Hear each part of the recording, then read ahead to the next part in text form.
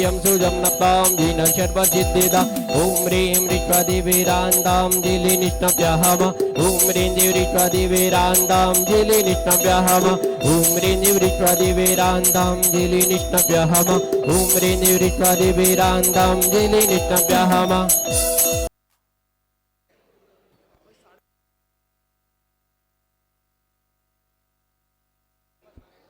चलिए चलो चलो वहीं चलो, मैं ला रहा हूँ, वहीं चलो मैं ला रहा हूँ कलश।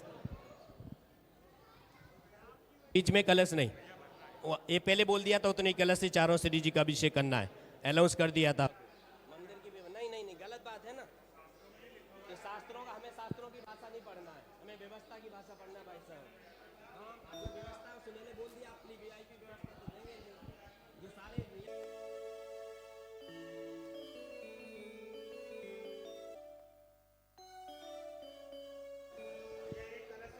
देखना।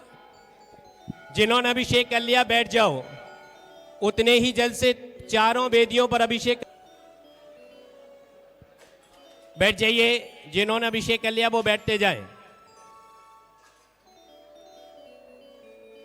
सजा है मंदिर में 8 मुनि दीक्षा महावीर जयंती को 8 अप्रैल को प्रदान की थी। उस समय मैं भी यहाँ पर क्षुल्लक अवस्था में था। मेरी दीक्षा उस समय स्वास्थ्य की वजह से नहीं हो सकी, लेकिन 4 मार्च को यहाँ होली के दिन मेला के बीच में यहाँ 3 दीक्षाएं होने जा रही हैं। आज उसी भावना से हम यहाँ शांति धारा कराने के लिए आए हैं। आज बड़ा पुण्य का अवसर है। आप सब लोग पूरे भारत देश के यहाँ पर उपस्थित हैं और इस सिद्ध भूमि पर बैठे हैं। उस बरगड़ाओं का प्रभाव नियम से पड़ता है जहाँ से भगवान मोक्ष जाते हैं। आप लोग यहाँ तीर्थ क्षेत्र पर आते हैं और मैं देख रहा हूँ शोरगुल बहुत करते हैं। जो आत्म भावना होना चाहिए वो नहीं हो पाती प्रायः करके। जब भी किसी तीर्थ क्षेत्र पर जाएं, तो आज एक शिक्षा लेकर के जाएं। जहाँ से भगवान मोक्ष गए हैं, उस जैसे शिखर जी या चंदा प्रभु भगवान के अपने तीर्थ क्षेत्र पर बैठे हैं, यहाँ पर आप मौन पूर्वक कम से कम 2 मिनट, जैसे कोई व्यक्ति का मरण होता है तो आप उसकी संवेदना के लिए, सुख के लिए, उसकी शांति के लिए, उसके अगले भाव की वृद्धि के लिए, सद्गति के लिए भावना करते हैं, वैसी अपने आत्म कल्याण के लिए भावना करें। क्या कि भगवान आप यहाँ से मोक्ष गए तो आपके शरीर में जितने भी परमाणु थे, जैसे बंधन नाम कर्म नष्ट होता है, बंधन नाम कर्म एक नाम कर्म की प्रकृति है। हमारे एक एक परमाणु जुड़े हुए हैं, ये नष्ट क्यों नहीं हो रहा है? जैसे सीमेंट अपने आप कुछ समय बाद झड़ जाती है, वैसे हमारे ये शरीर झड़ता क्यों नहीं? एक एक परमाणु से बना है, परंतु ये क्षरण क्यों नहीं हो रहा? एक प्रश्न। दूसरा प्रश्न कि ये मोक्ष हुआ या मौत हुई, ये कैसे पता चलता है? ये लोगों के मन में विचार आता है। 2 मिनट भैया शांति, हम बोल दें, बहुत काम की चीज़ है जिनसे इनकी सबकी भावना बन जाए।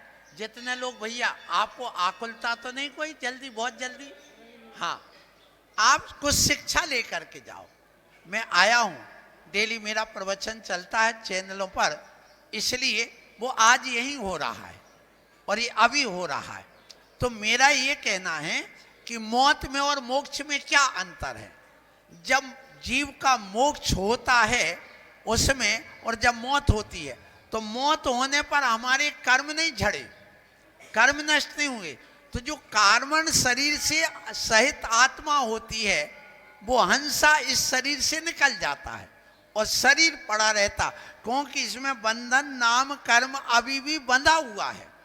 लेकिन जब मोक्ष होता है जीव को, तो उस समय बंधन नाम कर्म का जैसे क्षय होता है वैसे ही एक एक परमाणु परमाणु बिखर जाते हैं, नष्ट हो जाते हैं, और जो बंधे हुए वो समाप्त हो जाए, और वो पूरे परमाणु वहीं पर, पवित्र परमाणु उसी स्थान पर रहते हैं।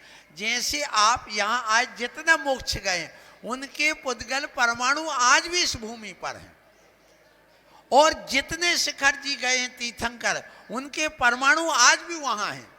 इसलिए उन स्थान पर जाकर के जब हम वंदना करते हैं तो हमारा परिणाम अलग होता है। तो मोक्ष होने पर शरीर कपूर की तरह उड़ जाता है, और आत्मा उस शरीर का आकार लेकर ऊपर सीधे ऋजु गति पर जाकर के हमारे सिर के ऊपर पहुंच जाती है। तो अपन यहीं से ऊपर की तरफ सिर करके नमन करें कि भगवान आप चंदा प्रभु भगवान, और जो भी 5.5 करोड़ मुनिराज मोक्ष गए हैं वो हमारे सिर के ऊपर विराजमान है। और जब भगवान के जो शरीर होते हैं अरहंत भगवान के, तो वो यहीं पर ध्यान अवस्था में बैठे थे, और वो परमाणु झड़ गए और उनका आकार यहाँ खोखला रह गया। जैसे कमरे के अंदर अपन बैठे हैं, मोक्ष जाने के बाद जिस स्थान पर भगवान मोक्ष गए उस स्थान पर अपन, जैसे चंदा प्रभु भगवान का शरीर 250 धनुष का था, 250 धनुष में आप 4 का गुणा करिए तो कितना हो गया है? 1000 हाथ, 1000 हाथ का अर्थ, उसमें 1.25 का गुणा और करिए, माने 1200 फीट। कितने? 1200 फीट लंबा ऐसा, और 12 फीट ऐसा, 1200। उस बीच में उनका शरीर था।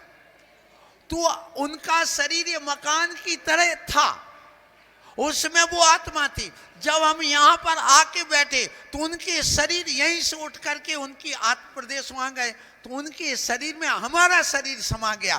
जैसे एक सिद्धों में अनंत सिद्ध समाये, इतने सारे लोग उनके शरीर में समा गए। मतलब जब भगवान मोक्ष गए तो उनमें हम यहाँ समा गए। इसलिए जब भी तुम किसी सिद्ध क्षेत्र पर जाओ तो ऐसी भावना करो कि मैं भगवान के उन अनंत शरीर आत्माएं जो उस आत्मा में समाई हुई हैं, ऐसे हम भगवान चंदा प्रभु के उस आत्म प्रदेशों में समा गए। ये निश्चित है हमारा भी एक दिन कल्याण होगा। ऐसी भावना क्या आप करते हो? 1-2 मिनट भी सही कि भगवान आपका पद्मासन था, उसके अंदर मेरा आत्मा आ गया है और आप सिद्धालय में विराजमान है, तो मैं भी यहीं से जा करके आपके उस शरीर में समाहित हो जाऊं। एक शरीर में, एक सिद्ध में अनंत सिद्ध समाये हुए हैं, ये ध्यान रखना। क्योंकि आत्मा का सूक्ष्म परिणमन होता है।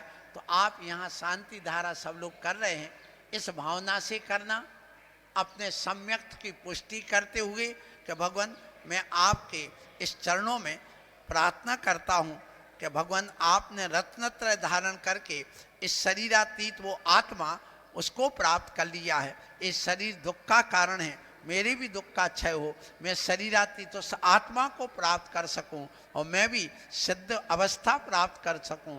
इसी भावना से आपके चरणों में ये शांति धारा